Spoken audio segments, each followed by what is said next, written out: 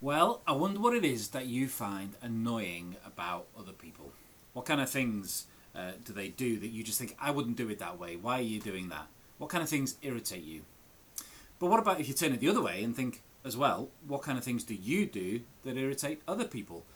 What are some of the things that you don't do well? See, everybody does some things well and some things badly, don't they? It's worth thinking about the kind of things that we're really good at, the things that we value, the things that we really contribute to times of community and family life together. But it's also worth thinking about what kind of things would never happen if everybody was the same as you. We thought a bit about that, didn't we? We talked about that when we were together at the weekend. What kind of things would never happen? Some people said nothing spontaneous would ever happen.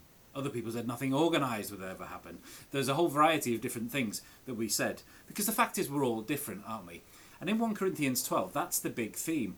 It's about life together. This whole thing, all the way through, as we've been going through this book of the New Testament, has been about what life together looks like as a community of people gathered around Jesus. And here, it's thinking about how we have both unity and diversity. We are together and we're one, but we're very, very different. That's the thing that we were trying to really get into our heads. That we're all one, that we're all different, but also that we're all pulling together. So everybody has something, nobody has everything, and when we come together, we have all of the gifts that God's given us and we pull together, and as a whole, we function and work as a body. So, one of the things we want to try and think about, therefore, is what are our gifts? What are the gifts that God's given us? And there's a whole load of stuff that we talked about to do with that, and a whole load of material, and there's some stuff on the back of the yellow sheet that we had at the weekend. If you didn't get one, try and get hold of one.